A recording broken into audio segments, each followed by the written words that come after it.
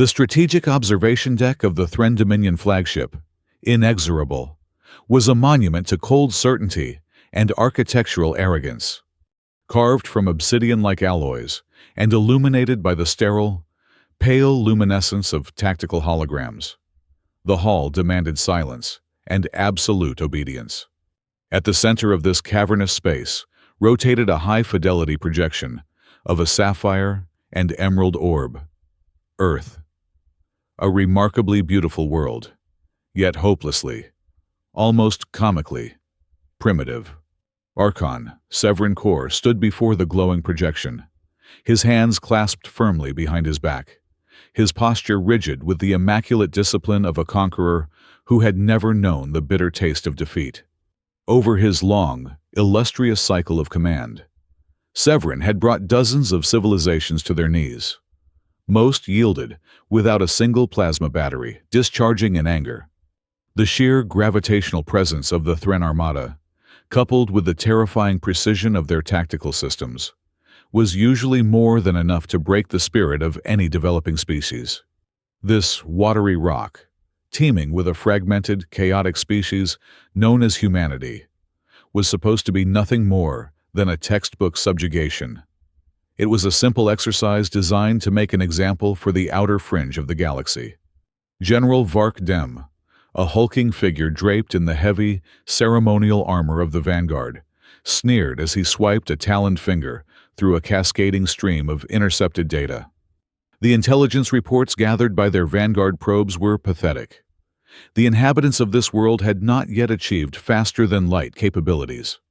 They were still strapping themselves to crude, highly explosive chemical rockets just to reach the barren surface of their own solitary moon. Worse than their technological infancy was their societal structure. The Thren interception arrays had spent the last 2 standard cycles digesting human communication broadcasts. It was an agonizing cacophony of noise. Nations bickering endlessly over imaginary lines drawn in the dirt, factions arguing fiercely over resource allocation, and a global media apparatus dedicated primarily to manufactured outrage, political tribalism, and trivial entertainment. To the Thren, who moved and thought with the unified predictive synchronization of a perfect imperial machine, humanity was not merely weak. They were an evolutionary embarrassment, a species that had somehow survived its own glaring incompetence. They are a species completely devoid of harmony, Vark Dem rumbled, his deep voice echoing off the metallic bulkheads of the command center. Look at them, Archon, even staring into the abyss of our fleet. Their leaders are locked in emergency summits, screaming at one another across digital screens. They possess no planetary defense grid worthy of the name, no unified military command structure, and kinetic weapons that would barely scratch the outermost thermal paint on our escort frigates. Why we even bother with the formalities of a siege is beyond my comprehension. Thren Core did not turn his gaze from the slowly spinning blue planet. Because the Dominion is not a swarm of mindless beasts. General, we bring perfect order to the chaotic dark. We give them the illusion of choice, so that when they finally submit, they do so knowing it was their own conscious decision to kneel. The ultimatum had been broadcast on all known human frequencies precisely 12 hours ago. The terms were absolute, coldly delivered, and entirely non-negotiable. Humanity was given exactly 72 hours to declare their unconditional surrender. They were instructed to power down all primitive military installations, ground every atmospheric craft, and prepare their capital cities for the immediate arrival of Thren occupation garrisons. If they failed to comply by the exact expiration of the deadline, the Thren fleet would systematically erase their major population centers from the orbital map. One by one, the shining, chaotic cities of Earth would be reduced to craters of molten glass and drifting radioactive ash. Around the circular war table, the sub-commanders and tactical analysts exchanged amused, knowing glances. They had seen this exact scenario play out on a dozen other worlds. The pattern of inferior species was always the same. First came the arrogant denial. Then, the frantic, uncoordinated attempts to launch pathetic planetary defense missiles, followed closely by tearful, groveling pleas for mercy, and finally, the inevitable, messy collapse of their governing bodies. I wager they will spend 69 of their 72 hours debating who is historically to blame for our arrival, chuckled Commander Kalin, a tactician known for his cynical edge and ruthless boarding strategies. By the time they realize they actually need to surrender to save their own skins, their governments will have already fractured into 100 dissenting, heavily armed rebellions. Immature civilizations always devour themselves before we even need to cycle our primary weapons. Severin allowed a faint, patronizing smile to touch his thin lips. It was undeniably true. The psychology of lesser species was tragically predictable. Fear was a highly corrosive agent, and humanity was practically marinating in it. They would break. They always broke. But then, the chief communications officer, a slender Thren equipped with a multi-ocular neural interface, stiffened in his seat. The low, rhythmic hum of the command deck was suddenly interrupted by a sharp, synthesized chime, indicating an incoming priority transmission originating from the planet's surface. "Archon," the communications officer reported, his synthesized voice carrying a trace of genuine, unfiltered confusion. "We have just received a direct response from the entity, identifying itself as the United Earth Directorate." Severin turned slowly, his heavy cape sweeping across the polished floor. Already, it has barely been a fraction of their allotted time. Are they broadcasting their capitulation? Have they turned their weapons on each other? Negative, Archon. They are not surrendering. They are also not requesting an extension of the deadline. Nor are they begging for terms of survival. Vark Dem scoffed loudly, slamming a fist against the console. Then what in the void are they doing? Threatening us with their chemical explosives and their primitive analog broadcast signals?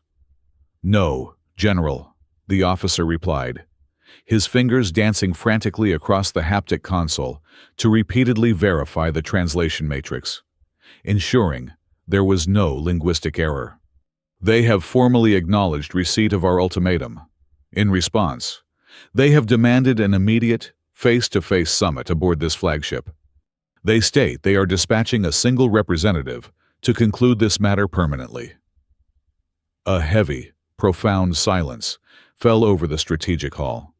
It was not a silence born of apprehension or fear, but of sheer, unadulterated bafflement. A single representative. No delays, no desperate, prolonged negotiations. No weeping planetary leaders prostrating themselves before the overwhelming might of the Dominion. Commander Kalin broke the silence with a harsh, barking laugh. "The sheer audacity of these primitives. They wish to negotiate terms of surrender in person.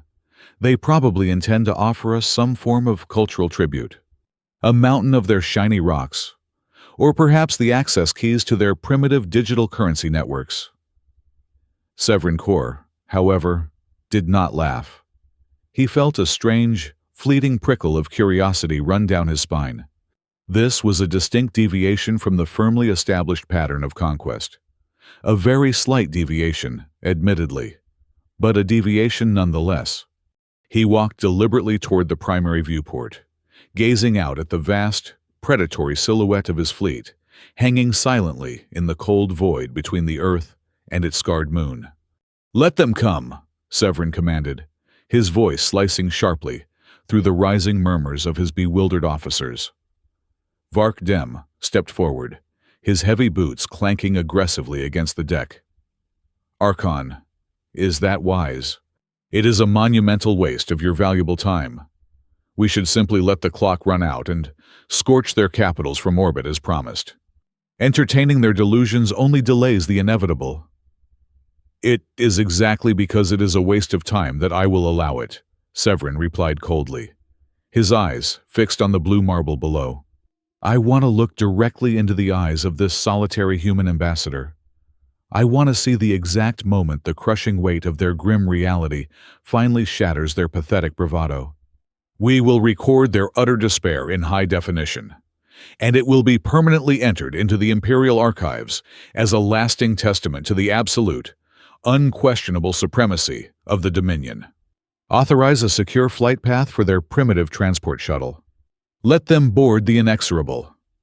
As the officers swiftly moved back to their stations to execute his orders, Severin briefly glanced at the secondary display terminal, mounted near the ceiling. It housed the complex telemetry of the fleet's psychological warfare analysis engine, a vital subroutine of their supposedly infallible tactical core.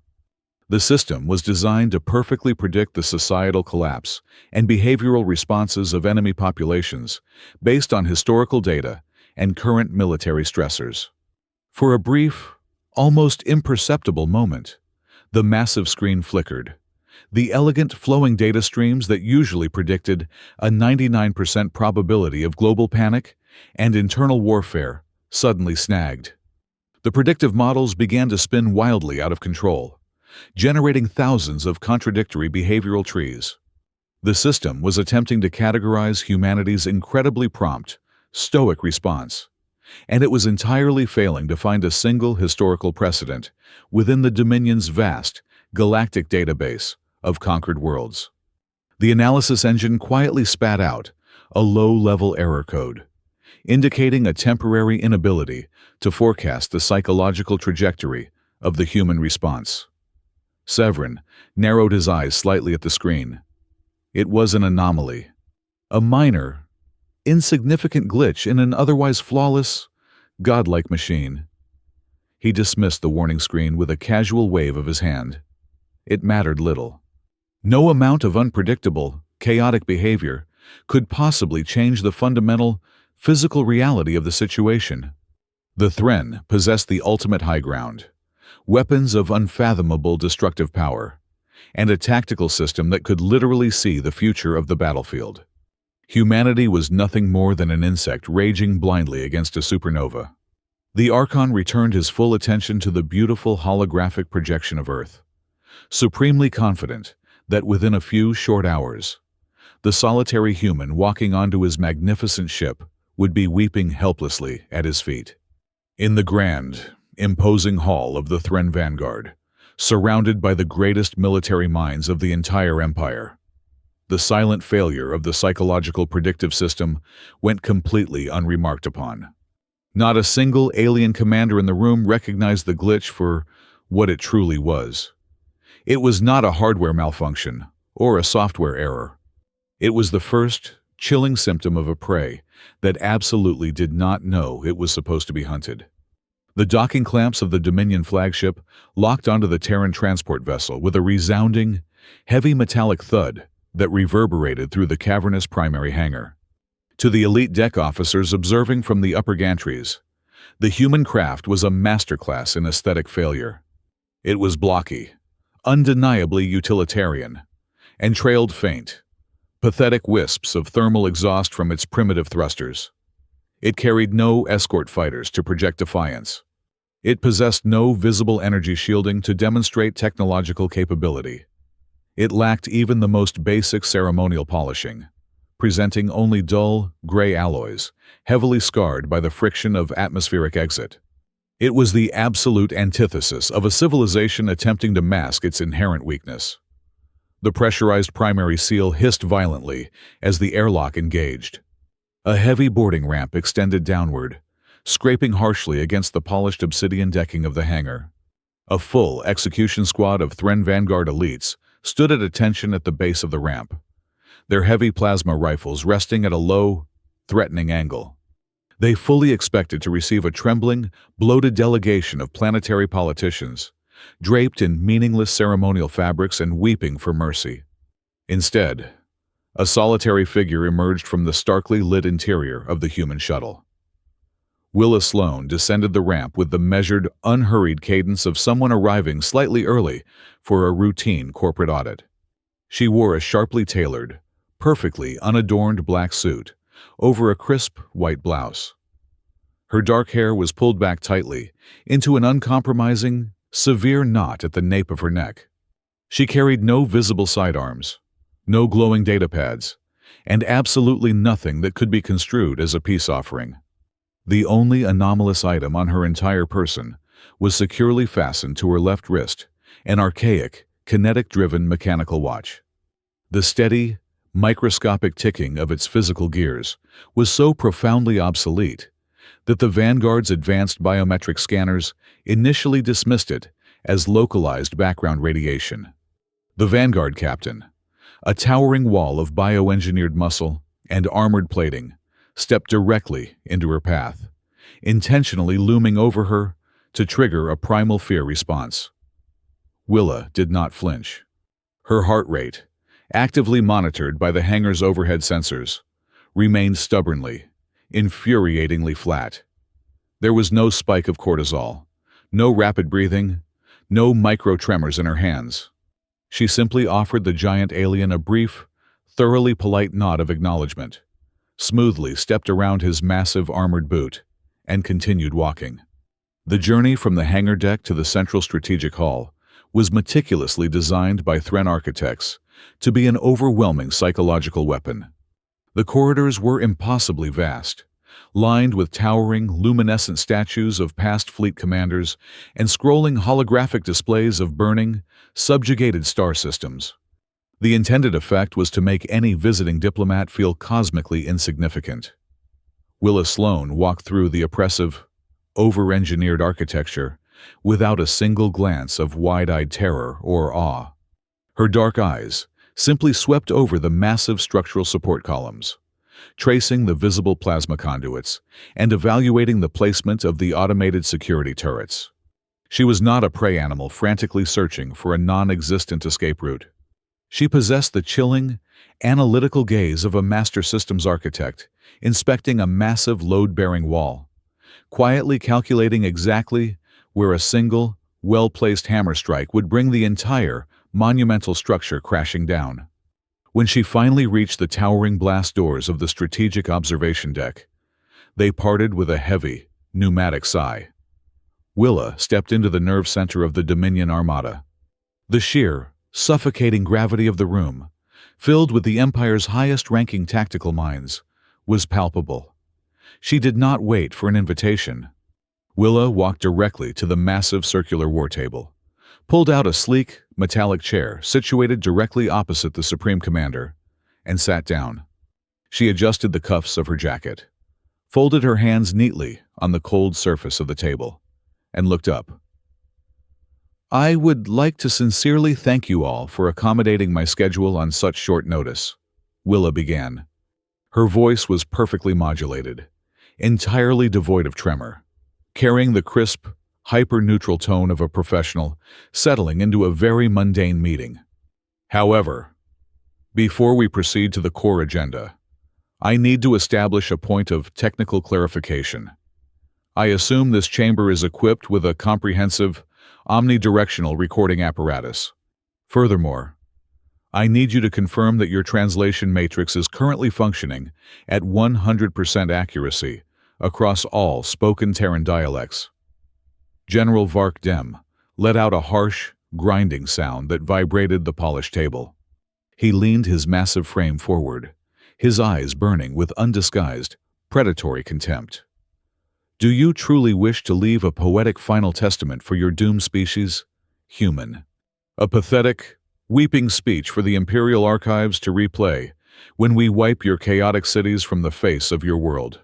Rest assured, the machines are highly sensitive. They will capture every single tear." Willa did not scowl. She did not raise her voice in righteous anger. She simply smiled. It was not a smile of desperate defiance, nor was it the fragile, manufactured bravado of a cornered soldier. It was the gentle, deeply condescending smile of a senior academic, patiently listening to a toddler confidently mispronounce a rudimentary vocabulary word. The expression was so entirely out of context, so completely divorced from the reality of a species facing imminent extinction, that it caused Vark Dem to visibly falter. His heavy jaw tightened in sudden, irrational irritation. The complete absence of fear was deeply offensive to him. Commander Thren Dominion stepped forward, interjecting smoothly to reclaim the psychological weight of the room. He projected an aura of absolute, unshakable authority. Ambassador Sloan, the terms delivered to your fragmented governments remain entirely immutable. You have exactly 72 hours from the moment of our initial broadcast to dismantle your defensive orbital arrays and submit to unconditional occupation. There will be no negotiations. There will be no treaties. There is only absolute compliance, or there is orbital annihilation. Which message have you come to deliver? Willa leaned back slightly in her chair. She did not launch into a passionate, fiery defense of human culture or history. She did not attempt to appeal to universal morality or beg for a reduction in the terms of their survival. She simply lifted her left hand, adjusting the leather strap of her archaic watch, allowing the cold light of the tactical holograms to catch the glass face. She locked her dark, unblinking eyes directly onto Thren Dominion. "Archon," Willa said, her tone conversational but sharp as shattered glass. "I am not here to deliver a message of compliance. I am here to ask you a very simple question. Are you absolutely, unequivocally certain you want to proceed with this course of action?" She paused, letting the heavy silence stretch until it became almost physically uncomfortable for the Thren officers standing around the perimeter. "Because if you issue the command to fire your primary weapons, you will not last 3 seconds. The silence held for exactly one stunned, collective heartbeat. Then, the massive chamber erupted. It started with a low, disbelieving chuckle from a sub-commander in the corner, and instantly cascaded into a roaring, echoing tide of genuine, mocking laughter from the assembled generals. The absolute, staggering absurdity of the statement was simply too much for their rigid, disciplined minds to process soberly. A frail representative of a species that had not even mastered localized gravity manipulation was sitting in the heart of the most feared armada in the galactic spiral, casually threatening them with a 3-second deadline. It was the ultimate, tragicomic bluff of a desperate, utterly delusional creature. Willa Sloan did not move a single muscle. She allowed the overwhelming wave of alien laughter to wash completely over her. Her face remained a perfect mask of polite, professional patience. She waited exactly until the mocking roars began to naturally subside, settling back into sneers and dismissive grunts. When the room was finally quiet enough for her unamplified voice to carry clearly, Willa leaned forward, resting her forearms heavily on the cold metal of the table.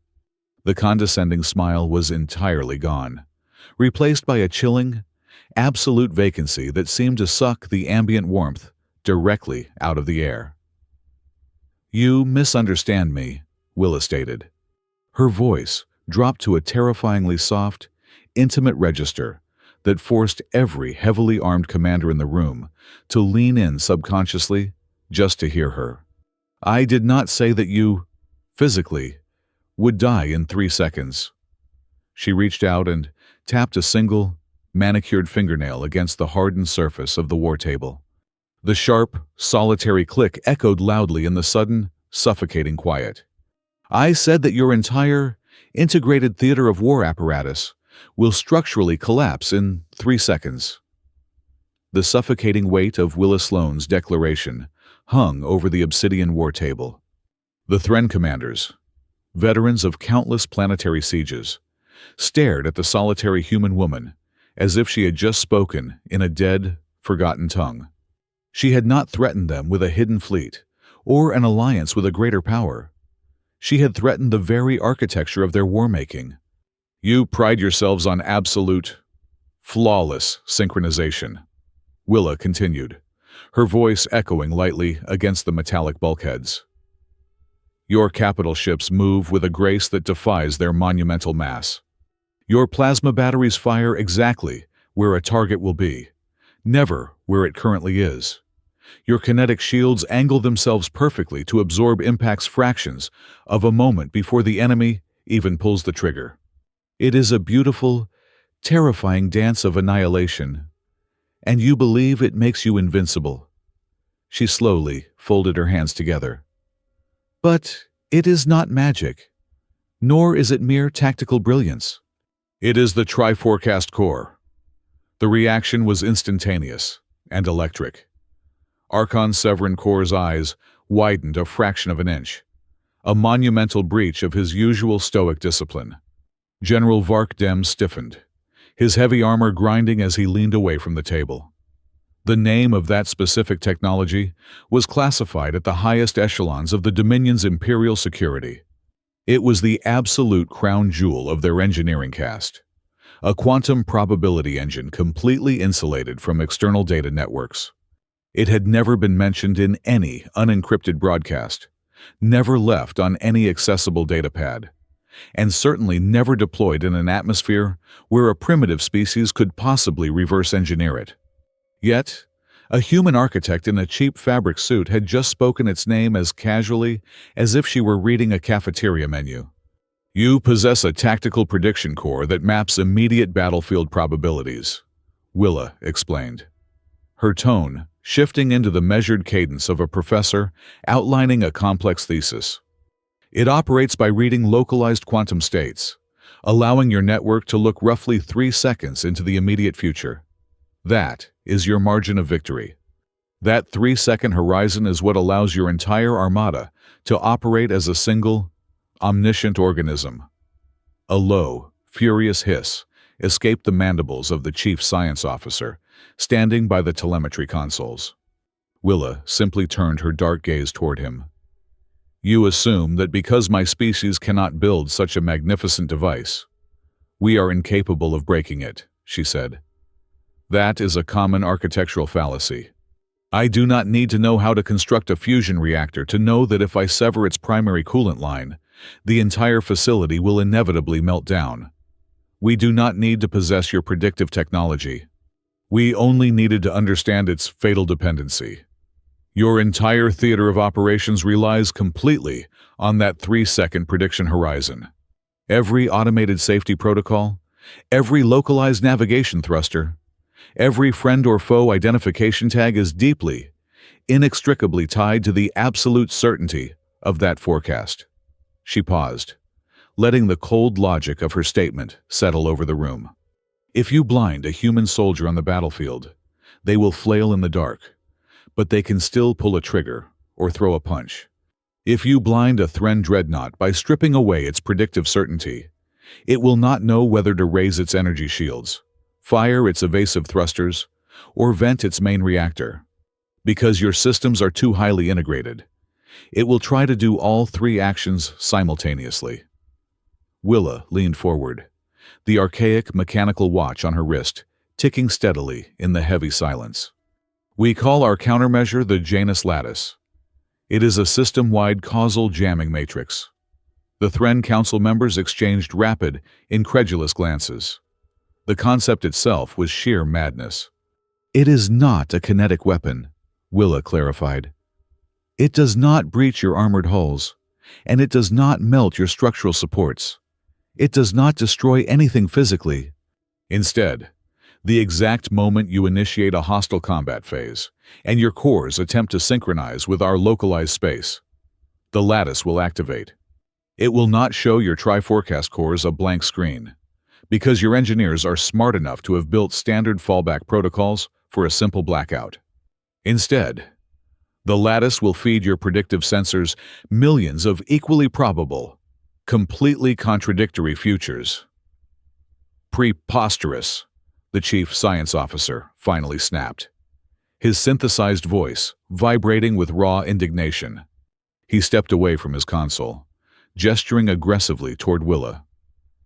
What you are describing is mathematically impossible for a civilization at your developmental stage. Your species has not even unlocked the basic principles of faster-than-light travel. You lack the hyperdense metamaterials required to manipulate causal fields on even a microscopic scale. You have never encountered our technology before this current rotation. The sheer energy required to project a localized probability distortion field across an entire solar system is beyond the capacity of a world that still burns fossilized carbon for heat. Vark Dem nodded sharply, regaining his aggressive posture. She is lying, Archon. This is an elaborate bluff. A pathetic psychological trick designed to stall our weapons and buy her chaotic governments more time to hide in their subterranean bunkers. Willa did not raise her voice to argue. She did not display a single flicker of frustration or fear. She simply raised a hand and pointed a single, steady finger toward the massive holographic projection of the solar system floating in the center of the strategic hall. "Check your Vanguard sensor logs," Willa instructed. Her voice held no triumphant gloating, only the chilling certainty of a fact already proven. "Filter out the macro-gravitational readings of the planetary bodies. I want you to isolate the microneutrino fluctuations occurring exactly at the orbital path of our moon, the various Lagrange points, and the main asteroid belt." The science officer scoffed heavily, but turned back to his terminal, his armored fingers flying across the haptic interface. "Our probes already categorized those reading cycles ago. It is natural cosmic background radiation mixed with the harmless byproduct of your messy, expanding industrial footprint. It is orbital debris and mining exhaust." "Look closer," Willa said softly. A tense, suffocating minute passed. The only sound in the cavernous hall was the rapid, frantic tapping of the science officer upon his console. Suddenly, the complex holographic map in the center of the room shifted. The brilliant blue and green of Earth faded, replaced by thousands of tiny, glowing red nodes scattered across the dark expanse of the solar system. They were not random scatterings of debris. They were perfectly, mathematically spaced, forming a massive, intricate geometric web that completely encompassed the entirety of the Thren fleet's current spatial position. The science officer staggered back from his console, his multi-ocular eyes wide with sudden, genuine horror. He looked from the glowing red web to Archon's Severin core, his vocal synthesizer emitting a low whine of distress. The fluctuations were not random background noise. They were artificial. They were perfectly synchronized, humming with a latent, coiled energy that was actively reading the massive gravitational footprint of the Dominion ships. Willa let the devastating realization wash over the alien commanders. She watched the arrogant color drain from their faces as they stared at the invisible net they had willingly flown directly into. "You keep looking for glowing superweapons," Willa stated, her voice slicing through the stunned silence like a scalpel. "You search for massive orbital cannons, hidden armadas of warships, or planetary shield generators. That is exactly why you missed it. Humanity hides its knives in civilian infrastructure. Those mining platforms you ignored in the asteroid belt are not just digging for raw iron. Those orbital solar arrays providing power to our southern hemisphere double as phase alignment mirrors. We turned our entire chaotic industrial expansion into a snare." She stood up slowly, deliberately smoothing out the front of her dark suit.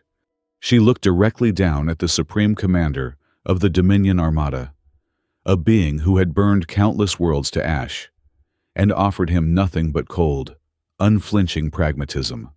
"I did not cross this distance to negotiate the terms of human servitude," Willa declared, her words falling like heavy stones into a quiet pool.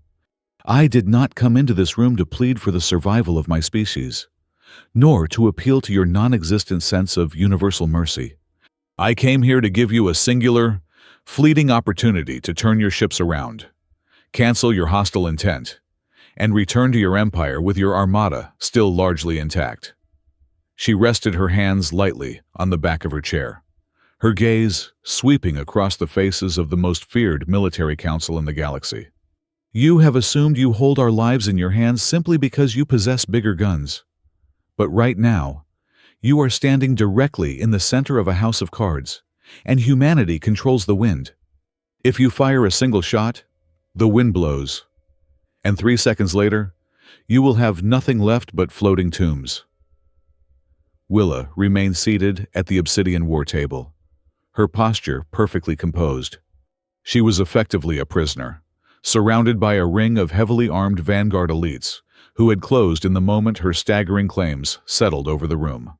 Yet, she looked less like a captive and more like a quiet observer auditing a failing corporation. Across the cavernous strategic hall, the atmosphere had undergone a violent, invisible shift. The mocking arrogance that had saturated the air only moments before had evaporated, replaced by a dense, suffocating layer of compressed panic. The Thren commanders no longer looked at her. They looked past her, their eyes locked onto the frantically scrolling data streams cascading across the secondary terminals. In the dim light of the tactical hollows, the chief science officer and his team were quietly tearing their own sensor logs apart. They bypassed the standard atmospheric filters, reaching deep into the raw, unrefined telemetry data gathered from the Sol system's outer edges. They mapped the precise coordinates Willa had casually surrendered. "By the ancestors," a junior analyst whispered, the synthetic translation matrix barely catching the terrified exhalation. The science officer shoved the analyst aside, his clawed fingers blurring over the haptic interface. The erratic, microscopic fluctuations around the lunar orbit and the Lagrange points were no longer hiding in the background noise. Once isolated, the pattern was undeniable. It was not the random scatter of civilian mining equipment or the messy exhaust of primitive chemical thrusters. It was a rhythmic, artificial pulse. The signals were bouncing off one another in a closed loop, creating a complex, interlocking resonance field that perfectly mirrored the gravitational footprint of the Dominion flagship. It was intentional. It was waiting. Archon Severin Kor watched his science cast unravel from his position at the head of the table.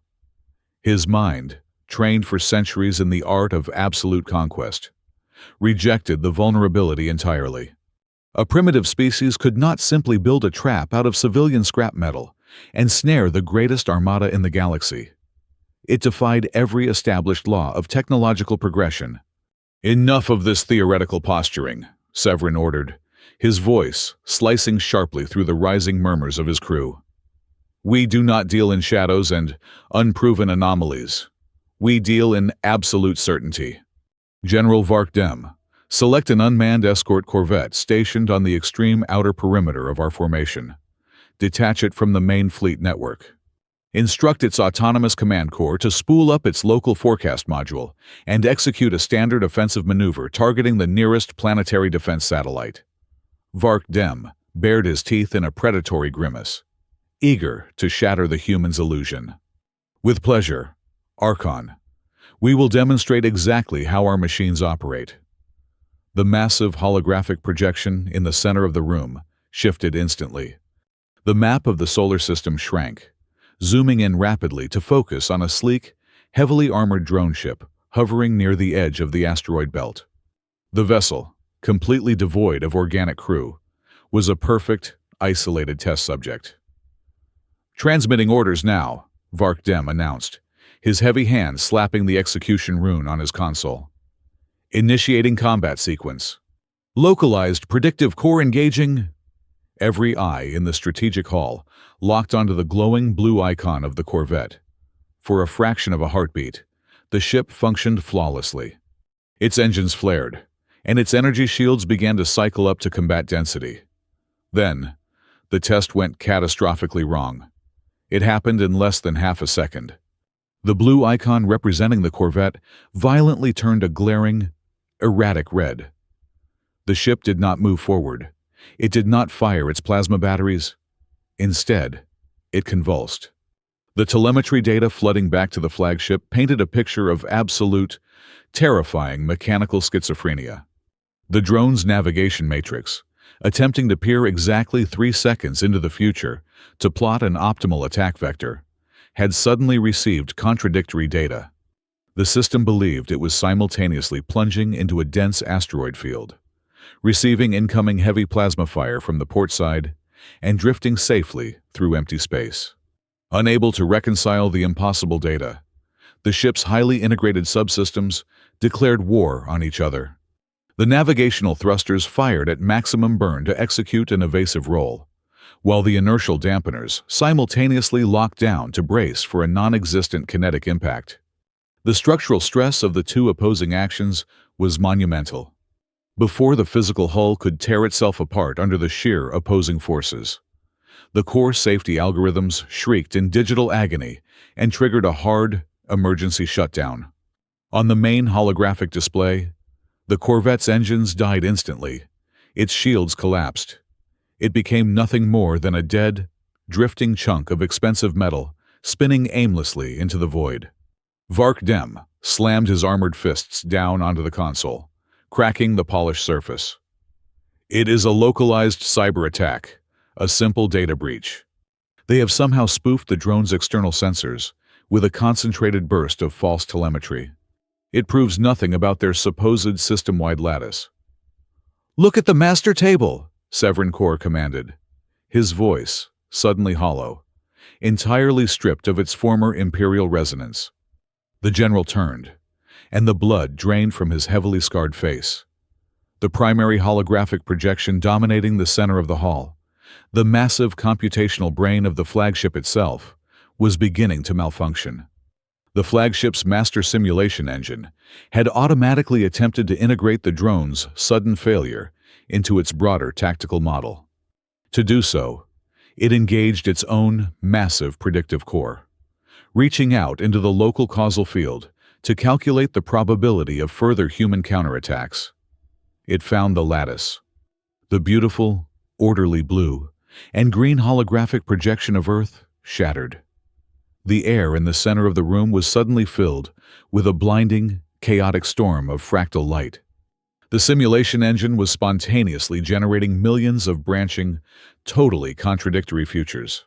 Bright red lines of projected enemy fire crossed and tangled with blue lines of Thren evasive maneuvers, creating a nonsensical, strobing knot of pure tactical madness. The system told the flagship to raise shields forward, drop them aft, fire all weapons, power down the reactor, and initiate an emergency faster-than-light jump, all within the exact same millisecond. The massive processing units of the ship whined audibly, the sound vibrating through the deck plates as they struggled to process an infinite loop of impossible battlefield scenarios. Thren stood entirely frozen. The cold dread creeping up his spine was a sensation he had never experienced in his long, brutal life. He finally understood the true, paralyzing terror of the human weapon. If the Janus lattice was real, the Dominion did not lose because the humans possessed superior firepower. They did not lose because their armor was pierced or their tactics were outmaneuvered. They lost because they could no longer trust the very foundation of their decision-making process. The Thren military doctrine was built on the absolute certainty of their machines. Without that certainty, they were blind giants holding loaded weapons to their own heads. Their overwhelming strength was suddenly their greatest liability. Throughout the cascading failure of the tactical holograms and the rising, panicked shouts of the engineering cast, desperately trying to isolate the flagship's network, Willa Sloan had not moved a single inch. She sat perfectly still, her hands neatly folded on the table. She did not offer a smug remark. She did not point out the obvious collapse of their invincible technology. She simply watched the fractured, terrified faces of the alien commanders, with the detached, clinical patience of a highly trained physician, quietly waiting for a patient to finally comprehend the terminal diagnosis, glowing on the medical scan. The flagship's internal alarms finally began to blare, a harsh, rhythmic wailing that signaled a critical processing overload. The science officer frantically engaged a manual, analog kill switch, severing the holotable from the ship's main cognitive processors. The blinding storm of contradictory futures vanished, plunging the room back into the dim, sterile light of the emergency backups. The silence that followed the alarm was heavy, thick with the unshakable realization of their own sudden mortality. They were the most powerful force in the known galaxy, and they had just been functionally castrated, without a single shot being fired. Willa let the agonizing silence stretch for several long moments. Then, She unclasped her hands and rested them flat against the cool metal of the table. "You are sweating, General," Willa noted softly, her dark eyes locking onto Vark Dem's rigid form. Before the furious alien could respond, she shifted her gaze back to the Supreme Commander. Her face remained a mask of polite, chilling professionalism. "You should know, Archon, that the test your drone just performed was highly insulated. It was an isolated diagnostic. What you just witnessed on your projection table was merely the flagship's passive sensors brushing against the outermost edges of our defensive web."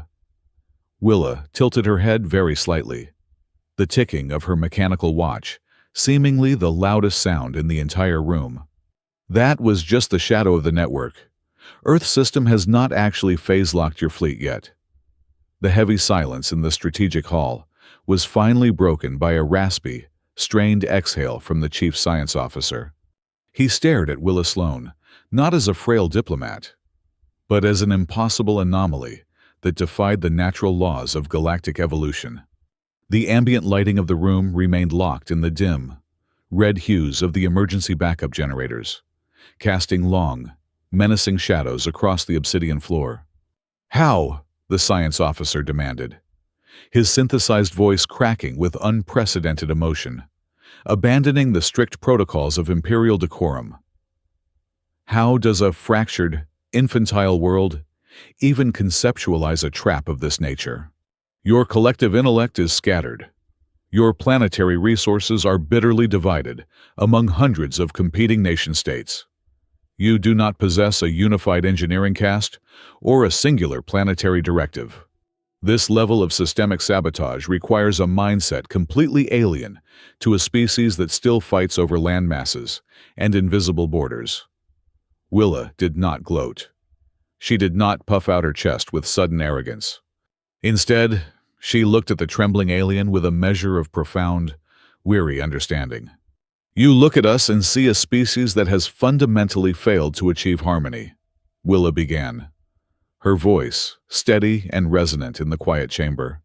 "You see our overlapping governments, our conflicting ideologies, our analog backups, and our archaic infrastructure, and you categorize it all as primitive inefficiency.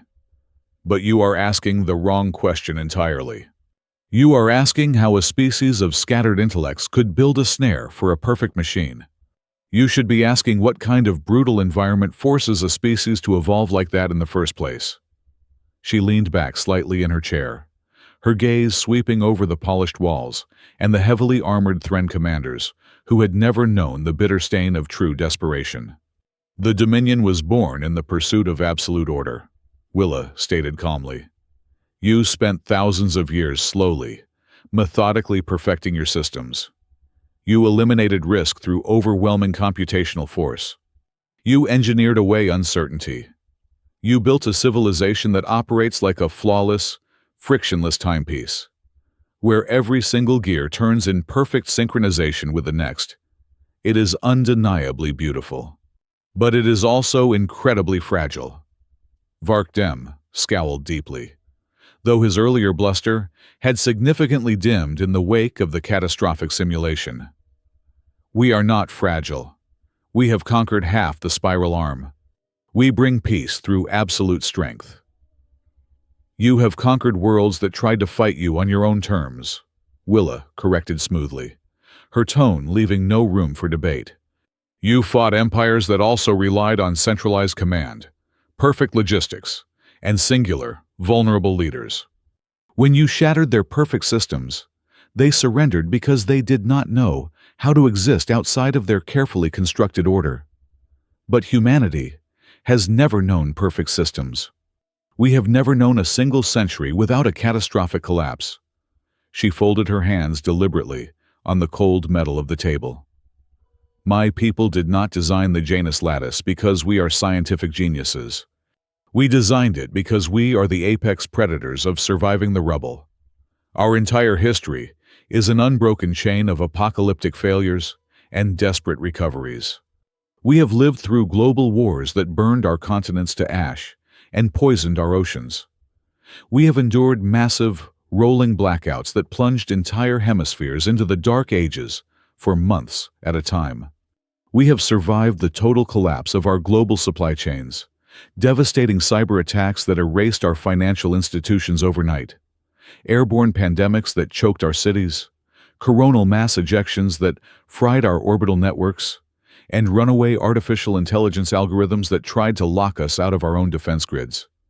Willa, let the massive weight of those historical traumas settle heavily over the alien commanders. Every single time our central systems failed, millions of people died. It was horrific, but the species did not end. We simply learned to operate in the dark.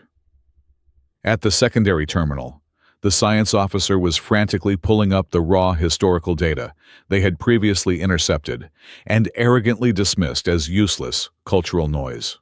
He ran a rapid diagnostic on human societal response to mass trauma.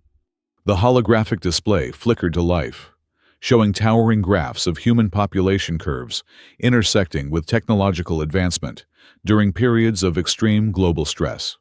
"Look at the data," Willa encouraged, noticing the aliens' frantic search. Unlike the Dominion, Earth does not rely on a single, flawless central nervous system, because we know from bitter experience that central systems always fail eventually.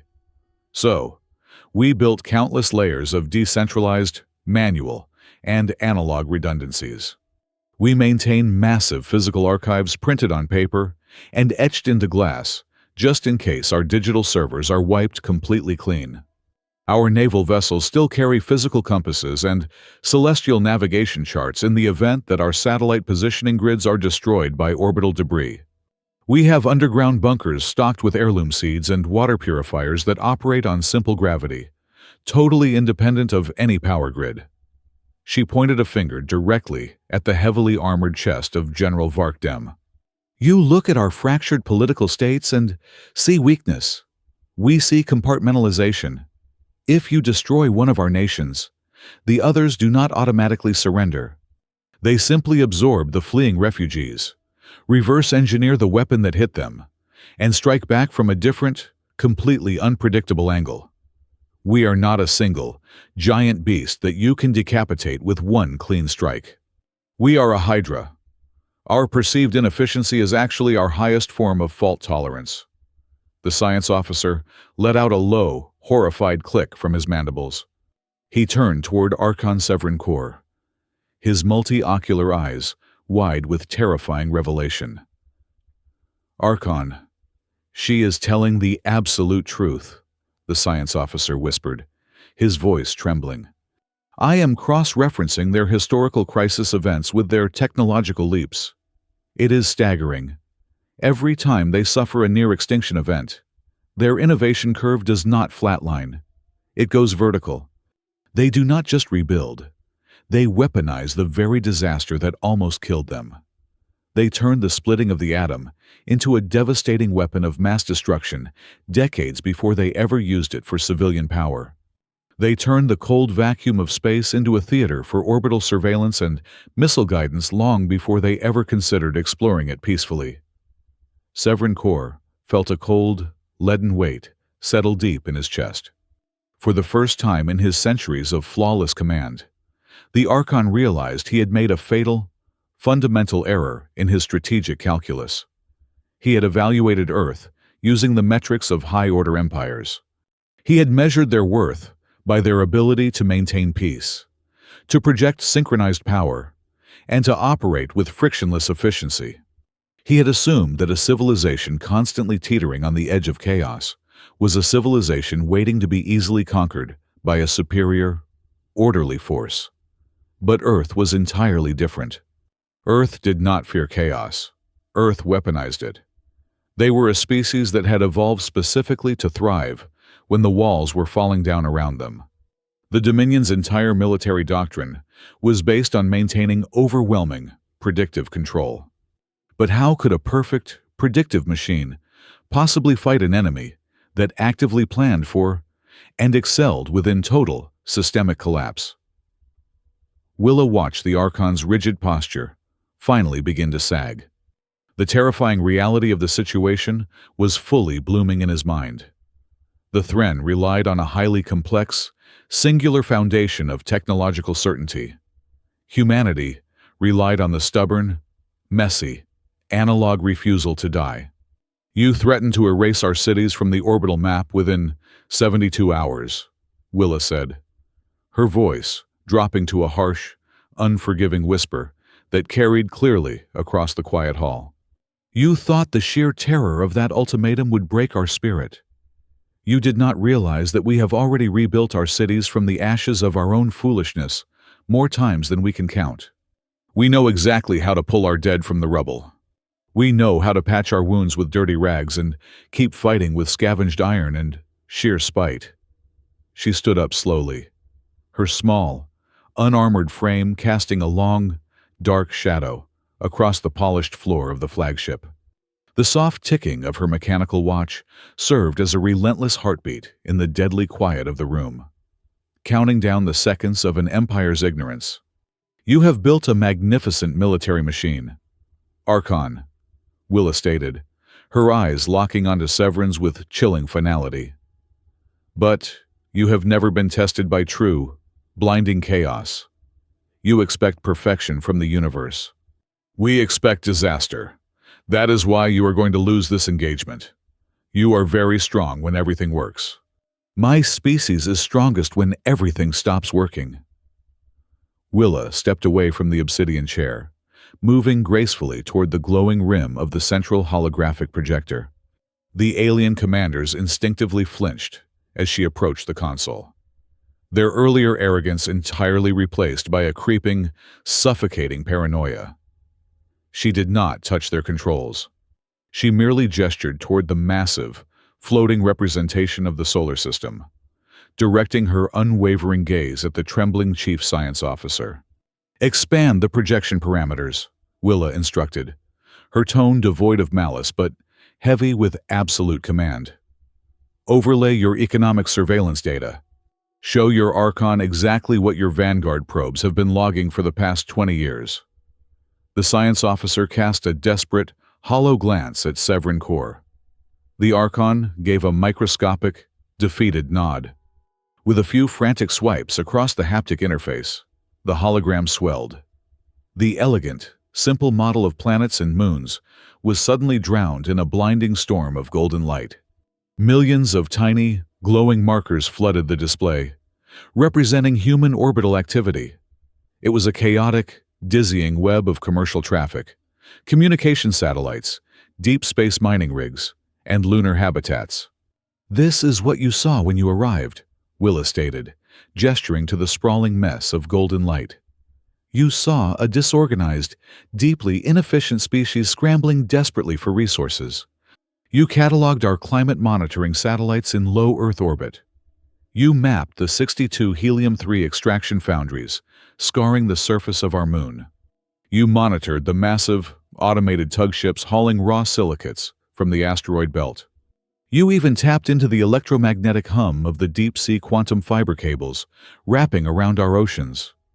She slowly paced around the edge of the table, her mechanical watch continuing its steady, rhythmic ticking. You analyzed all of it and dismissed it as the mundane, messy footprint of an industrial civilization barely taking its first steps into the dark. Willa continued. You completely failed to realize that for nearly 100 years, Earth has not built a single purely civilian megastructure. Every orbital tether, every lunar reactor, and every deep space relay was engineered with a classified, secondary purpose. Vark Dem stared at the golden web, his heavy brow furrowed in desperate denial. That is impossible. You cannot hide military fortifications of that scale in plain sight. Our sensors would have detected the weaponized energy signatures. You did not detect them because they are not weapons, General, Willa corrected smoothly. They are dual-use architectural nodes, those lunar power stations providing energy to our orbital shipyards. Their secondary function is to act as absolute zero superconducting cooling chambers for the network's phase arrays. The massive web of atomic clocks buried deep in our ocean trenches does not just keep our global financial internet stable. When triggered, it serves as the ultimate temporal anchor, phase-locking the causal signals across the entire system. The sheer scale of the revelation began to crush the air out of the room. The Thren commanders were no longer looking at a primitive, scattered civilization. They were staring at a blueprint of unimaginable, paranoid grandiosity. Willa pointed toward the dense ring of asteroids, separating the inner and outer planets. Your probes watched our independent mining corporations hollow out those rocks for decades. You thought they were just greedy factions tearing up their own backyard for profit. You did not know that after they gutted the interiors, they lined the empty husks with mass mirrors and inertial jammers. They wove an invisible, interlocking grid of gravity traps across millions of miles of empty space. You thought you were watching a chaotic economy expand. You were actually watching us quietly assemble an astronomical-scale fortress, disguised entirely as everyday human life. Severin Core felt a physical ache in his primary hearts. The scope of the deception was sickening. The Dominion built grand, terrifying warships that announced their presence to the stars. Humanity had quietly turned their entire home system into a loaded gun, and then calmly invited their enemies to fly directly down the barrel. Even if this absurd infrastructure exists, the science officer stammered, frantically trying to find a flaw in the nightmare unfolding before them. A network of that size requires a central cryptographic key to synchronize with our specific fleet architecture. Our internal security protocols are completely insulated. You could not possibly bridge the gap between your analog network and our proprietary command systems from the surface of your planet. Willa stopped pacing. She turned to face the science officer, and the chilling, vacant smile returned to her lips. It was a smile that promised absolute ruin. "You are entirely correct," Willa said softly. "We could not bridge that final gap from the surface. We needed a direct, physical handshake with your flagship's core operating system to feed the Janus lattice the exact resonance frequencies of your internal network." The chamber went dead silent. The only sound was the low, agonizing hum of the flagship's crippled processors attempting to reboot in the background. "Why do you think I came alone?" Willa asked, her voice dropping to a harsh, intimate whisper. "Why do you think Earth did not send a heavily armed diplomatic escort? Why did I allow your vanguard elites to herd me through your primary airlocks without a single word of protest?" Severin Core's eyes widened, the horrifying truth finally piercing his centuries of arrogant certainty. He looked at the human woman standing before him, not as a helpless ambassador, but as the most lethal payload ever delivered aboard a Thren vessel. "When I stepped onto your docking ramp," Willa explained, detailing the final, fatal sequence with surgical precision, "your automated security grid engaged. You insisted on subjecting me to your standard, invasive entry protocols. Your biometric scanners mapped my cellular structure and my core temperature.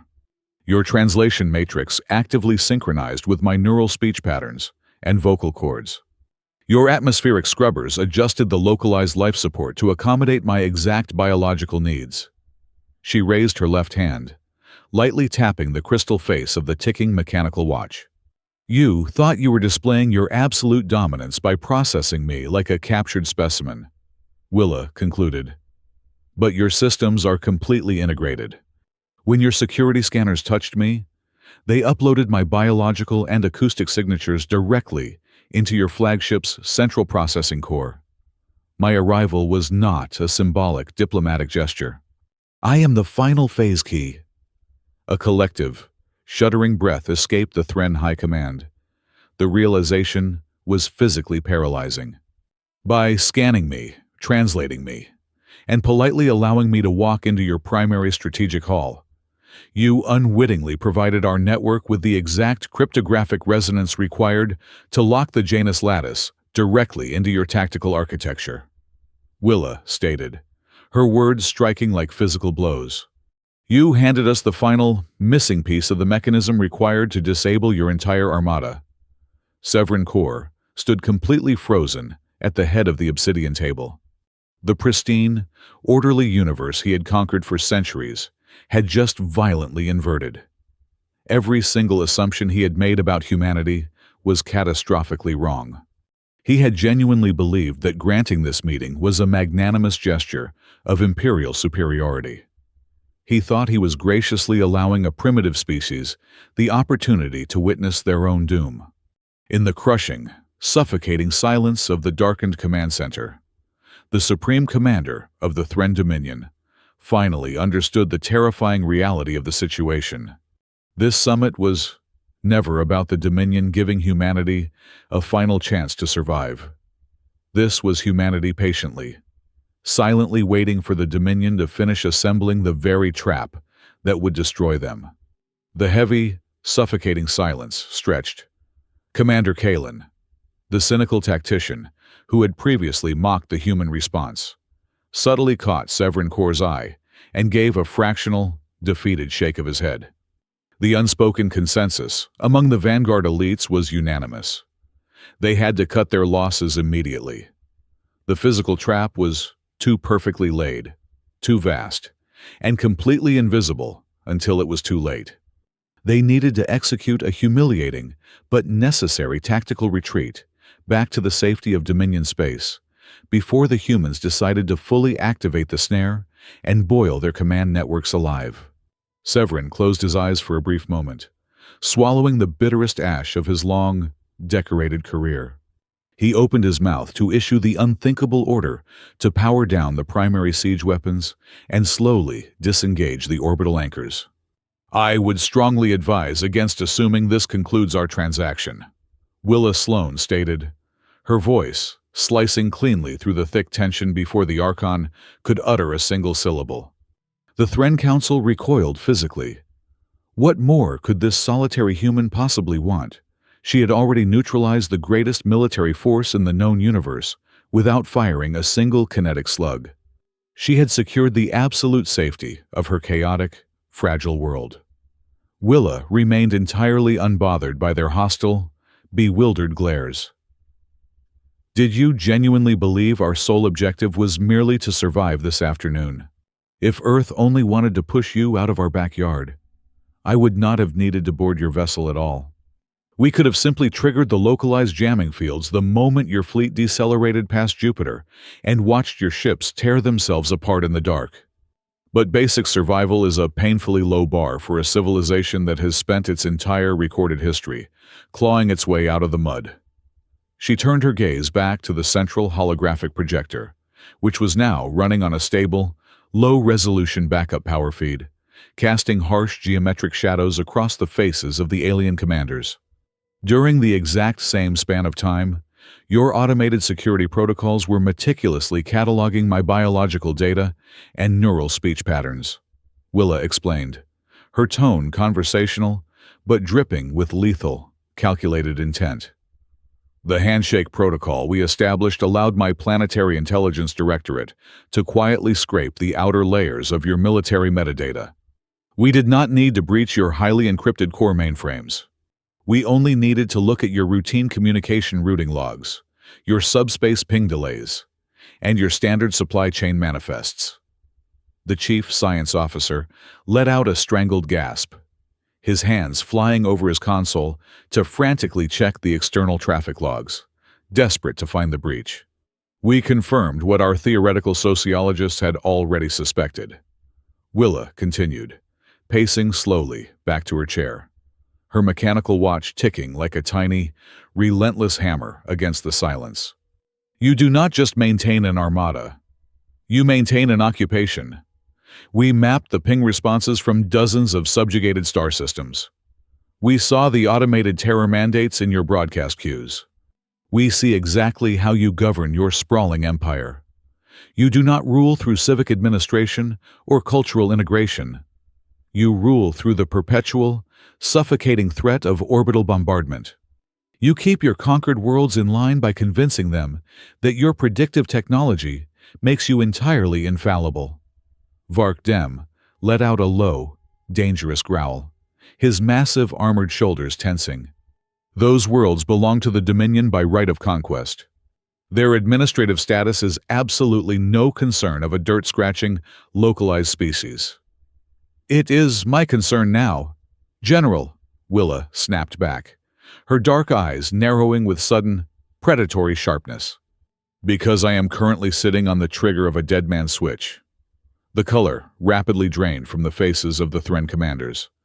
If my vital signs cease, if I am detained in any capacity, or if I do not physically authenticate my safe return to our lunar surface within exactly 4 hours of my scheduled departure, Willa outlined with terrifying, surgical precision. A pre-compiled data packet will automatically broadcast on a continuous, omnidirectional tight beam burst. It will not be aimed at your fleet. It will be aimed directly at the dozens of occupied worlds you are currently bleeding dry for resources. She let the massive weight of the threat settle over them, watching their tactical minds struggle to process the scale of the impending disaster. That packet contains 2 specific items. The first is a high-definition recording of the arrogant, uncompromising ultimatum you broadcasted to my planet, proving your hostile intent. The second is a highly condensed, easily translatable blueprint of the Janus causal jamming principle. The strategic hall erupted into a chaotic symphony of outrage and pure, unfiltered panic. The implications were instantly, horrifyingly clear to every seasoned tactician in the room. "You are completely insane!" Vark Dem roared, his massive fist slamming into the obsidian table with enough force to permanently dent the hardened alloy. "You would deliberately hand weapons-grade theoretical physics to unstable, primitive rebel factions across the galaxy. You are not engaging in diplomacy. You are committing absolute strategic terrorism." "I am not committing terrorism, General," Willa replied, her voice remaining perfectly level, entirely immune to his aggressive physical display. "I am engaging in predatory cost balancing. It is a fundamental economic principle that humanity mastered centuries ago. When you cannot physically overpower a much larger, heavily armed predator, you do not try to wrestle it. You simply make the act of eating you so incredibly toxic and agonizingly expensive that the predator willingly chooses to starve instead." Severin Kor stood paralyzed, his brilliant, centuries-old strategic mind racing through the cascading consequences of the human's ultimatum. Earth had not merely built a physical trap for his warships. They had constructed a devastating political, psychological, and legal snare designed to entirely shatter the Dominion's galactic image. If he ordered his fleet to fire on Earth, the human network would cripple his ships, and the data packet would launch. If he killed the ambassador in a fit of rage to avenge his bruised ego, the packet would launch. The subjugated worlds across the spiral arm would receive irrefutable, undeniable proof that the invincible Thren Armada was fundamentally flawed. They would receive the exact mathematical key required to blind their oppressors. The carefully constructed myth of Dominion infallibility would shatter instantly. Those dozens of enslaved species would not need to spend generations building massive fleets to fight back. They would only need to rig their civilian communication satellites and mining equipment to broadcast the right sequence of noise. The entire Thren Empire would consume itself in 1,000 simultaneous, unstoppable brushfire rebellions. The human woman had weaponized the Dominion's own sprawling bureaucracy and rigid reliance on fear against them. She had turned the very concept of diplomacy into a multi-layered battlefield, where every single aggressive action the Thren could possibly take would only result in their own spectacular, public suicide. Willa watched the Supreme Commander carefully, seeing the exact moment his towering imperial pride finally collapsed under the crushing weight of pure, unadulterated pragmatism. He was a conqueror who had just realized his entire methodology was obsolete. "We have absolutely no interest in conquering your space, Archon," Willa stated softly, delivering the final, decisive blow to his ego. "Earth does not want the monumental logistical nightmare of managing your broken empire. We do not want to hunt down your fleeing military remnants or govern your angry, fractured colonies. We simply want to ensure that the business of subjugating other intelligent species becomes so mathematically unprofitable that your leadership caste abandons the conquest model entirely." She picked up her small, unassuming leather portfolio from the obsidian table, a profoundly mundane gesture that felt incredibly surreal in the center of the galactic war room. "You looked at our chaotic, divided little world and assumed we would be an easy trophy," Willa concluded, her voice devoid of any boastful triumph, carrying only the chilling, absolute certainty of an executioner reading a final verdict. "You thought you came here today to steal a planet. You actually put your entire empire on the betting table." The secondary analysis teams clustered around the auxiliary terminals were drowning in a suffocating ocean of raw, uncompromising data. Stripped of their usual haughty composure, the Thren theoretical physicists and tactical engineers ran continuous, brutal simulations. They fed the parameters of the human jamming matrix into their isolated, sandbox environment cognitive engines, desperately searching for a mathematical loophole. They sought a single, narrow corridor of probability where the Dominion Armada could unleash its overwhelming firepower without triggering its own destruction. Every single simulation returned a catastrophic failure code. The chief science officer's synthesized breathing apparatus labored heavily in the dim, red-lit command center. He pulled the compiled results from the sandbox and projected them onto a hardened, localized display screen, shielding the data from the flagship's vulnerable main network. "The structural integrity of our combat doctrine is completely compromised," the science officer reported, his voice devoid of its usual sterile confidence. "I have run the engagement models through 10,000 separate permutations. If we lose our 3-second predictive horizon, our operational efficiency does not merely degrade. It instantly inverts." He swiped a trembling, clawed hand across the interface, bringing up a horrifyingly detailed schematic of a standard Thren dreadnought.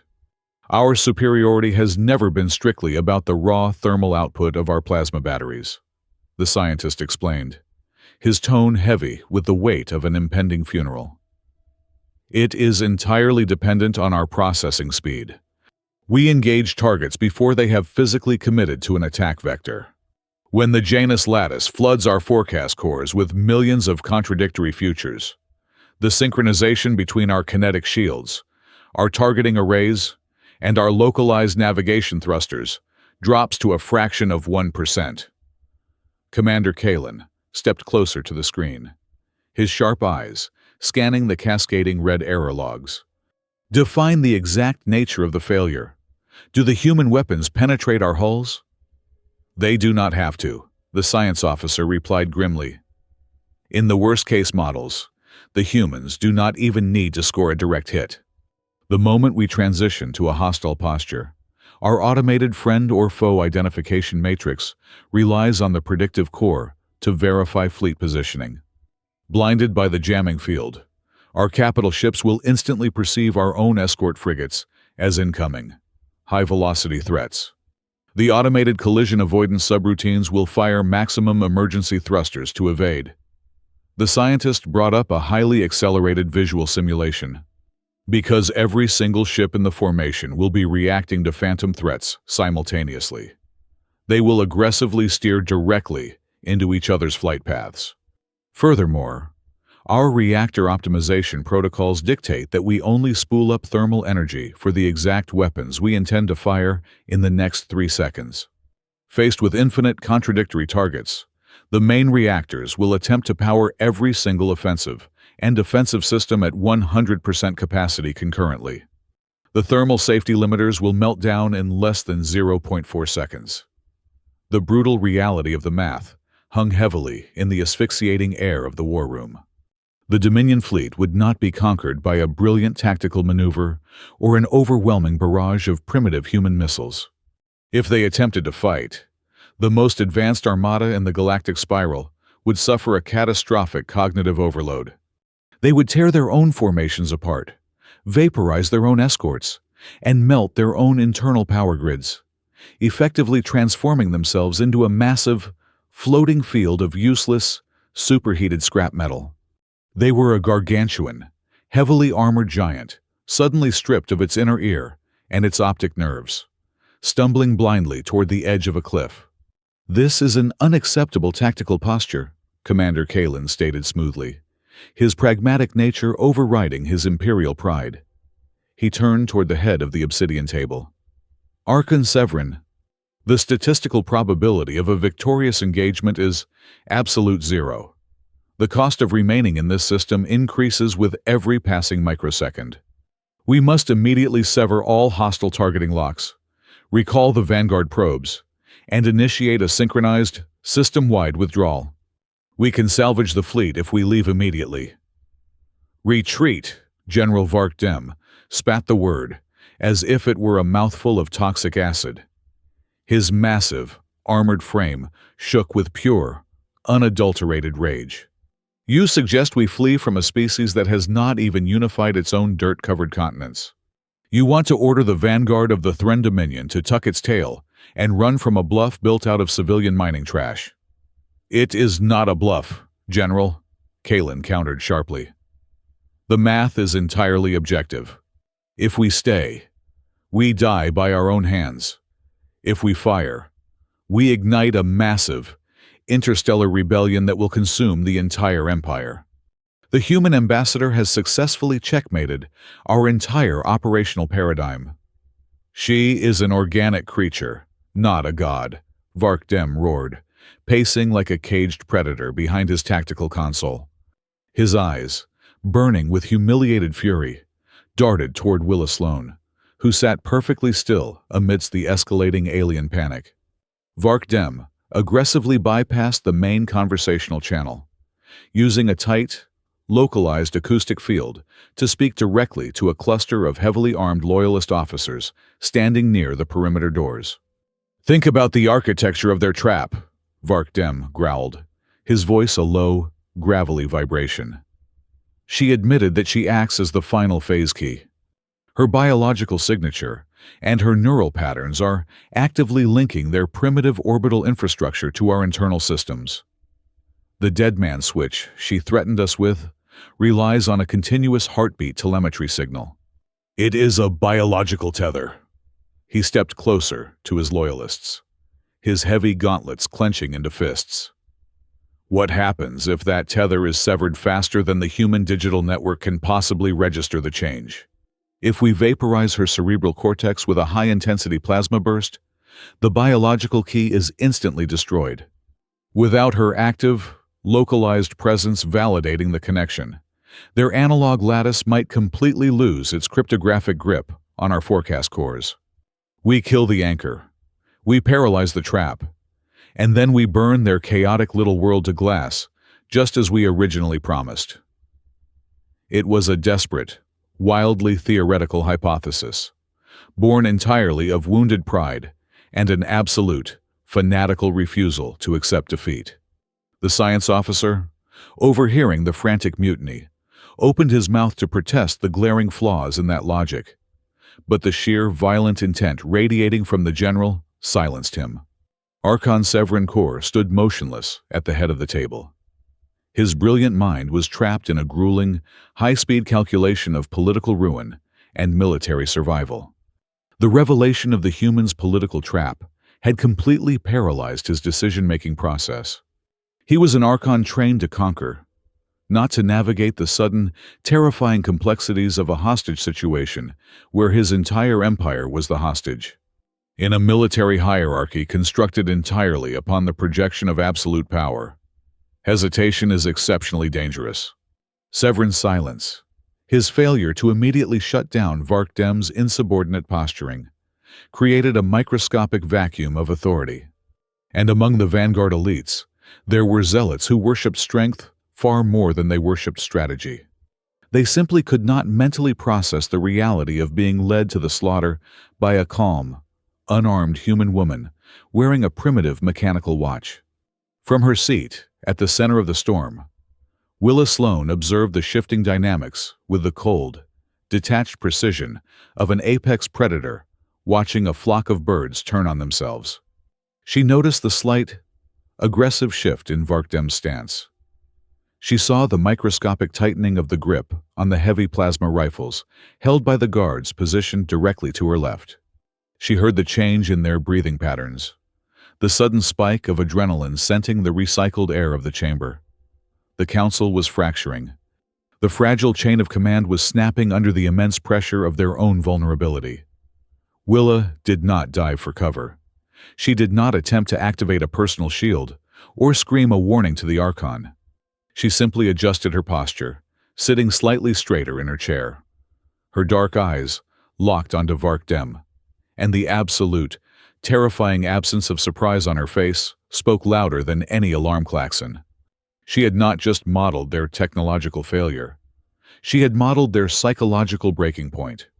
Her chilling, unbothered stillness was the ultimate, ominous confirmation that humanity had already anticipated the exact moment the Thren Empire would foolishly attempt to betray its own survival instincts. While Archon Severin Core stood paralyzed by the agonizing calculus of an empire-ending retreat, General Varkdem retreated into the dark, encrypted corners of his own cybernetic implants. The Supreme Commander was hesitating. That hesitation was a rot that would spread through the entire armada if left unchecked. Vark could not allow centuries of glorious conquest to be undone by a fragile human in a cheap fabric suit. He shifted his massive weight, turning his armored back slightly to the obsidian table, and activated a highly classified, point-to-point sub-frequency linked directly to a cluster of heavy strike cruisers, holding position on the extreme edge of the formation. These were his loyalists. They were veterans of the Outer Rim campaigns, soldiers who believed that the only universal language was overwhelming kinetic force. "Strike Group Command, this is General Dem," he transmitted through the neural link, his jaw muscles twitching imperceptibly. "The Archon has been compromised by a localized psychological attack. We are taking immediate, unilateral action to restore the tactical initiative. Target the primary thermal signatures on the lunar surface. Spool up your main plasma lances. Maximum yield." Across the void, aboard a heavy strike cruiser, a young artillery subcommander stared at the flashing incoming order. His hands hovered over the firing console. His localized screens were still weeping digital blood from the disastrous simulation run just minutes prior. "General, this is Strike Command," the young officer replied, his synthesized voice trembling across the encrypted channel. "We have received the coordinates, but the predictive modeling is catastrophic. If we discharge primary weapons into that specific orbital grid, the localized feedback loop might tear our hulls apart." "I did not ask for a lecture on probability from a junior officer," Vark snarled through the link, his rage burning away any remaining caution. "The human's entire premise relies on the illusion of control. She is manipulating the flagship sensors to project a ghost matrix. Once we shatter her lunar relay with a physical strike, the illusion will collapse. I will execute the ambassador here in the strategic hall the exact moment your cannons fire. The rest of the fleet will snap out of this pathetic trance and join the bombardment." The young officer swallowed hard, staring at the targeting reticle hovering over the gray, scarred surface of Earth's moon. "General, if the Matrix is real, firing will kill us all. History will absolutely not forgive cowards who kneel to a species that has not even discovered faster than light travel," Vark commanded, his voice a crushing weight. "You will fire your weapons, or you will be executed for treason before this rotation ends. Arm the lances." Back in the suffocating dimness of the flagship's strategic hall, the ambient temperature seemed to drop by several degrees. The air grew thick, charged with the static electricity of impending violence. Willa Sloan did not possess cybernetic implants. She could not hear the encrypted treason flowing through the invisible frequencies crisscrossing the room. But she was a master architect of human systems, and human systems were entirely built upon predicting failure points. She watched the micro-expressions of the vanguard elites surrounding her, She saw the microscopic stiffening of Varkdem's broad spine. She noticed the subtle, coordinated shift in the stance of the guards stationed near the blast doors, their heavy rifles tilting a fraction of an inch higher. The diplomatic phase of the engagement was officially over. The rogue variable had just been introduced. Willa stopped talking. She did not offer another chilling warning or reiterate the stakes of her dead man switch. She simply lowered her hands, reached across her left wrist, and meticulously adjusted the leather strap of her mechanical watch.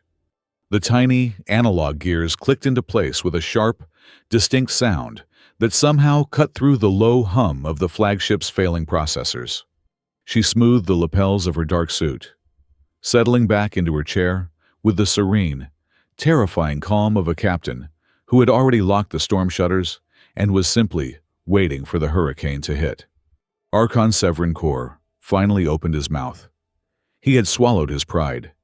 He had chosen the survival of his empire over the glory of his own legacy. He raised his hand, preparing to issue the most humiliating command ever spoken aboard a Dominion vessel. "Transmit a fleet-wide directive," Thren ordered, his voice echoing hollowly in the chamber. "Power down all primary siege batteries. Disengage the orbital anchors.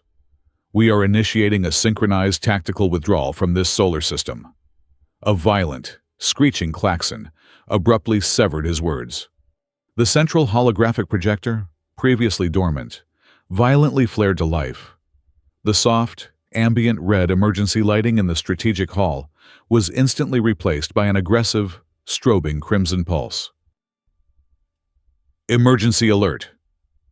The chief communications officer screamed, his hands flying across his console in absolute panic.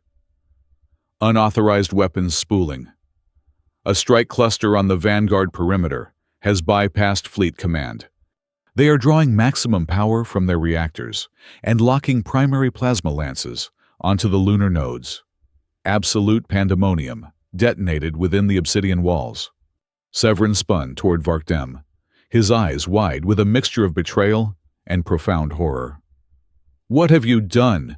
You arrogant fool, stand them down. Stand them down immediately."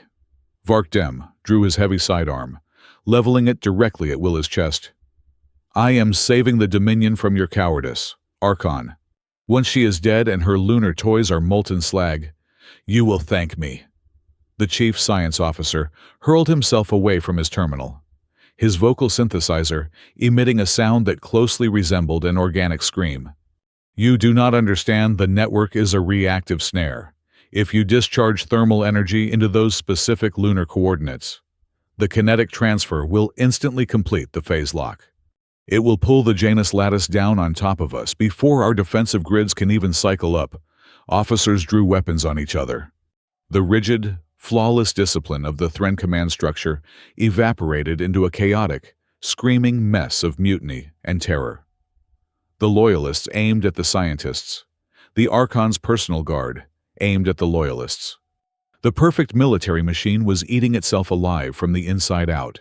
Through it all, Willa Sloan remained seated. She did not dive beneath the heavy metal table. She did not beg Varkdem for her life. She did not scramble for the exit. She looked up at Archon Thren Kor. For the first time since she had boarded the ship, the chilling, vacant professionalism dissolved from her face, replaced by a profound, heavy look of genuine pity. It was the look a seasoned zookeeper gives to a magnificent, lethal predator that has just blindly chewed through a live high-voltage cable. "I had hoped," Willa said, her voice impossibly steady, cutting through the screaming alarms and the shouted threats, "that you were smart enough to keep your people on a leash, but a fractured system always fails exactly where you expect it to." On the massive holographic display, a blinding, terrible streak of pure white energy erupted from the icon of the rogue strike cruiser. The plasma lance tore through the dark vacuum of space, screaming silently toward the gray, dusty surface of the moon. The trap was sprung. The point of no return had been crossed. The absolute destruction of the greatest armada in history was no longer a theoretical simulation. It was a physical certainty, hurtling across the void. Willa did not watch the hologram. She looked down at her wrist. As the blinding light of the weapon's discharge illuminated the terrified faces of the alien conquerors, she watched the tiny, archaic second hand on her watch tick forward. 1, Willa whispered into the chaos. The rogue plasma lance struck the lunar dust. It did not crater the surface. The kinetic transfer acted as the final jolt of localized energy the human network required. The Janus lattice snapped shut. Second one. Across the entire Thren armada, the tri-forecast cores simultaneously attempted to map the next 3 seconds of the battlefield. Instead of a single, clean probability matrix, the cores were violently flooded with infinite, overlapping futures.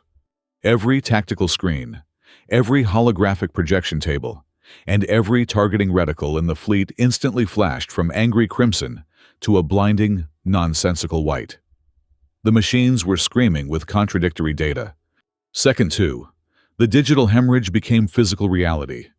Kinetic energy shields, desperately attempting to angle themselves against a million phantom impacts simultaneously, fell entirely out of phase and flickered into nothingness. Navigation algorithms brutally overrode all manual commands, interpreting every aggressive action as a fatal error. The flawless, geometrically perfect formation of the vanguard broke apart. Escort ships fired emergency thrusters to dodge friendly vessels that their sensors falsely registered as incoming planetary missiles. Deep within the armored bellies of the dreadnoughts, automated safety protocols detected the impossible processing loads. To prevent catastrophic thermal meltdowns, the algorithms forcefully choked the main reactors, instantly dropping their power output to bare minimum life support. Second 3, the greatest war machine in the known galaxy ceased to function as a military force. Faster-than-light anchors slammed into emergency hardlocks, physically preventing any vessel from jumping into subspace. The encrypted friend or foe data links dissolved into pure static. The unified chain of command shattered into thousands of isolated, terrified fragments. The massive ships were frozen in the dark. They could not fight. They could not run. They could not believe a single piece of information their own eyes and instruments were telling them. The most horrifying realization settled over the crippled fleet. Earth had not fired a single shot in anger. The human race had not matched the Thren in firepower, armor, or speed. They had simply reached into the enemy's flawless operating system and severed the brainstem. They had stripped a godlike empire of its ability to turn raw power into meaningful action. General Vark Dem, his face contorted in absolute madness, slammed his fists onto his useless console. He screamed into the localized comms, demanding his loyalist cruiser fire a blind, unguided volley at the human homeworld. But his own dreadnought, infected by the absolute paranoia of the lattice, categorized his command terminal as a severe tactical contagion. The internal security grid autonomously locked his weapons arrays. On the visual sensors, the ships adjacent to Varkdem's cruiser immediately engaged reverse thrusters, physically distancing themselves and establishing a strict quarantine zone around his vessel, as if he were carrying a lethal plague. The strategic hull of the flagship descended into an awful, ringing silence. The blaring alarms had short-circuited. The proud alien conquerors stood perfectly still, their weapons lowered, their eyes wide with a terror they had never been engineered to feel. Willa Sloan stood up. She smoothed the front of her black suit, the soft rustle of fabric sounding unnaturally loud in the dead quiet of the room. She walked away from her chair, stepping directly into the center of the disabled command deck. She did not gloat. She did not display a single ounce of victorious adrenaline. She looked directly at Archon Severin Core, whose towering, imperial posture had completely collapsed.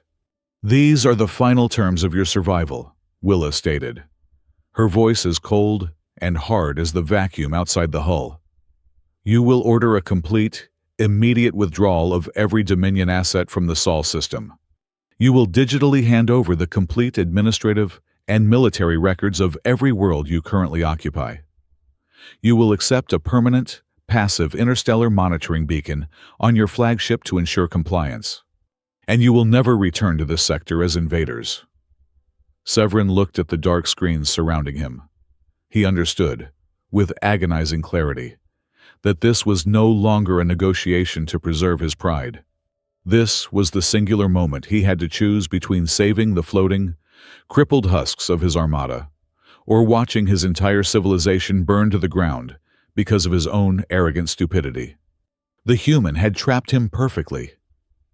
"How?" Severin whispered, his voice broken, entirely stripped of its former majesty.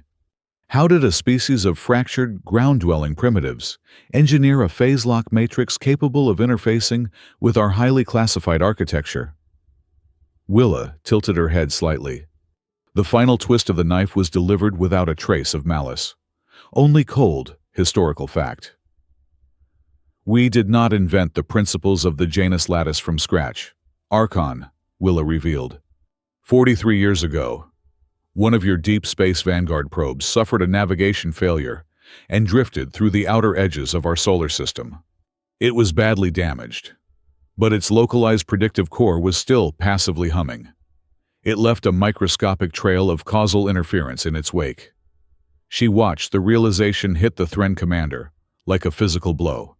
"You did not notice you lost it," Willa continued softly. "But we found it. We spent 4 decades reverse engineering the ghost of your technology. We studied the exact frequency of your arrogance. We learned from the Predator's own footprint, and then we used that exact same footprint to dig the pit you just fell into." Severin Kor closed his eyes. With a slow, trembling hand, he reached out to the manual analog backup terminal and pressed his biological seal against the glass, officially broadcasting his absolute surrender and the system-wide order to retreat. Willa Sloan turned away from the broken commander and began her slow, unhurried walk back toward the boarding ramp. Her final words echoed in the dark, conquered hall, a chilling testament to the terrifying resilience of humanity. "We did not need to be stronger than you," she said, her voice fading into the shadows. "We just needed to understand you better than you understand yourselves." Humanity had not conquered the stars with superior firepower. They had secured their place in the galaxy by proving that a species forged in the fires of internal chaos could force a perfect, high-tech empire to its knees in exactly 3 seconds. Thank you so much for listening to the story. Please leave a comment below, letting us know where you are listening from so we can connect and share our thoughts. And if you enjoyed this, please subscribe to the Sci-fi Stories channel, like the video, and support us even more by hitting the hype button so this story can be heard by many more people.